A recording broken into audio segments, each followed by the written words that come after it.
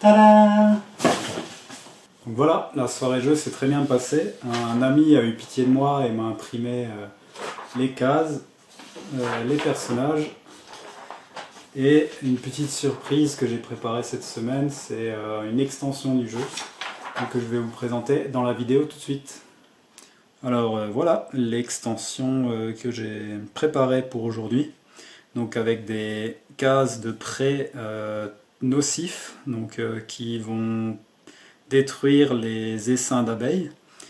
Les essaims d'abeilles qui sont représentés ici par un essaim d'abeilles plus des petites languettes pour les fixer dans les socles, ainsi que une case nuage pour dire la direction dans laquelle va aller le nuage qui transporte les essaims d'abeilles sur les cases du plateau de jeu, donc ces cases là ou ici. Donc il y aura, si une abeille est ici, elle pourra se déplacer en fonction des nuages tout autour de sa case. Si on a un apiculteur sur cette case et une abeille ici, et que le vent souffle dans cette direction, l'abeille tuera l'apiculteur, l'apiculteur sera piqué et quittera la partie directement. Si vous aussi vous avez des idées d'extension à ajouter au jeu, n'hésitez pas, mettez-le dans les commentaires de la vidéo.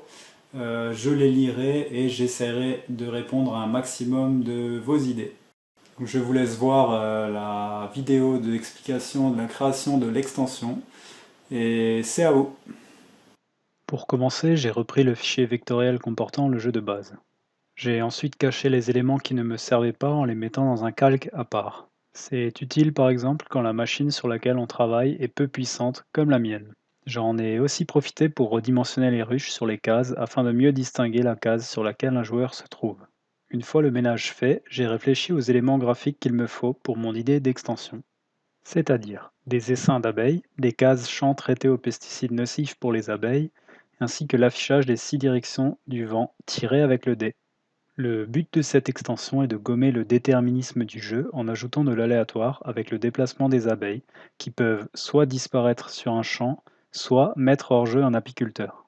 J'ai donc commencé à produire une case de champ, pour cela rien de bien compliqué, des brindilles bicolores que je vais dupliquer et modifier un peu pour rendre tout ça un peu plus vivant. Ensuite, comme les abeilles ne sont pas attirées par la verdure mais plutôt par les fleurs, j'ai décidé de reproduire une fleur que je vais dupliquer, modifier et disposer sur mes brindilles. Comme vous pouvez le voir, et comme dans la précédente vidéo, l'objectif est d'aller à l'essentiel. Je reproduis des formes simples à partir d'images trouvées sur internet, de la même manière qu'un peintre se servirait d'un modèle pour faire un croquis, ou qu'un enfant se servirait d'un calque pour reproduire un dessin qui lui plaît. Une fois la fleur finie, je me sers du bouton Retourner horizontalement les objets pour créer une différence entre chaque fleur. Le bouton se trouve en haut à gauche. Ensuite, n'hésitez pas à modifier chaque touffe d'herbe individuellement pour donner un côté naturel à votre scène. J'en profite aussi pour vous dire de ne pas hésiter à poser des questions dans les commentaires de la vidéo si une étape vous échappe ou que vous avez besoin d'aide.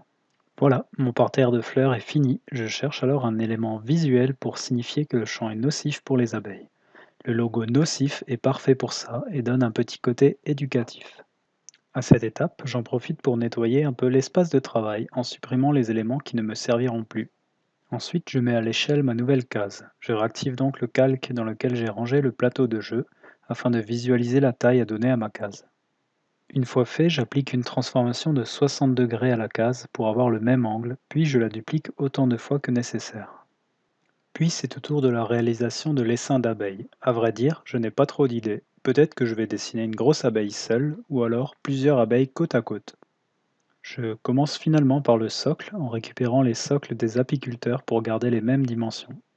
Ensuite, je trouve un modèle d'abeille qui me plaît, j'opte pour un modèle en noir et blanc que je vais décalquer puis coloriser à ma sauce. Je modifie un peu les dimensions pour avoir quelque chose de plus rond et plus mignon.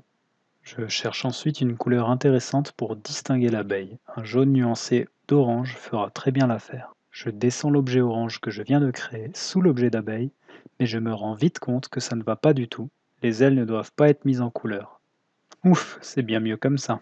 J'essaye maintenant de dupliquer mes abeilles pour en faire un essaim et voir ce que ça donne visuellement.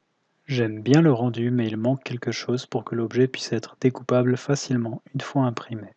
Pourquoi ne pas mettre l'essaim d'abeille dans un contour d'abeille, tout simplement? Pour cela, je supprime les nœuds à l'intérieur de la forme et je demande à n'afficher que le contour de celle-ci. J'ajuste sa taille et je remplis la forme d'abeille en prenant soin de les dupliquer en les modifiant un peu en taille et en rotation, les plus grandes derrière et les plus petites devant. Après coup, je me rends compte que les petites se voient à peine, mais que j'ai passé beaucoup de temps à les placer une à une. Vous ne le voyez pas, mais j'ai accéléré la vidéo de x10 à x30 pour cette étape en particulier. Ensuite, je passe aux languettes que je vais placer sous l'essaim d'abeille, ce qui est une erreur. Je veux que mon essaim d'abeille se voie du dessus. Il me faut donc une languette en dessous et une languette au-dessus, qui se fixera dans le socle. Pensant bien faire, à ce moment-là, je vous montre ma bêtise, que je multiplie bien évidemment. J'essaye quand même quelque chose de plus intelligent en plaçant les languettes sur la même ligne horizontale pour faciliter le découpage. Je passe ensuite au dessin qui nous permettra de donner les directions dans lesquelles pourra souffler le vent en fonction du jet de dés. J'ai choisi un nuage que je vais réaliser à l'aide de formes simples, additionner puis corriger. Je place ensuite ce nuage dans un hexagone qui permettra de donner les 6 directions à l'aide de flèches comportant un numéro. Je vais créer les 6 flèches 2 par 2 et leur appliquer une transformation de 60 degrés. Je fais à ce moment-là l'erreur de ne pas ajouter tout de suite les chiffres au centre des flèches. On sent la fatigue et les erreurs s'accumuler. On recommence donc la même chose avec les chiffres et j'accélère la vidéo en x30. Vous noterez l'utilisation de rectangles roses pour m'assurer que les distances soient les mêmes de chaque côté. Ensuite, j'ajoute un hexagone à l'intérieur du premier pour donner plus de volume et de clarté à mon aide de jeu et mettre le nuage en valeur. Puis je m'occupe de transformer en rotation chaque chiffre et leur appliquer au besoin un retournement horizontal afin de les avoir tous face au nuage au centre. D'ailleurs, si vous avez une technique pour réaliser cette action plus facilement, je suis preneur.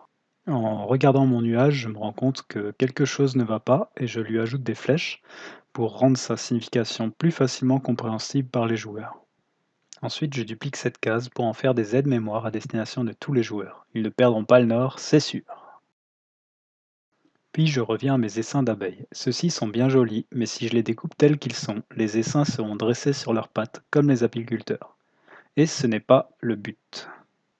Dans un jeu de société, il est primordial d'avoir des éléments facilement distinguables. Pour cela, je veux que les essaims d'abeilles soient horizontales aux cases, au contraire des apiculteurs.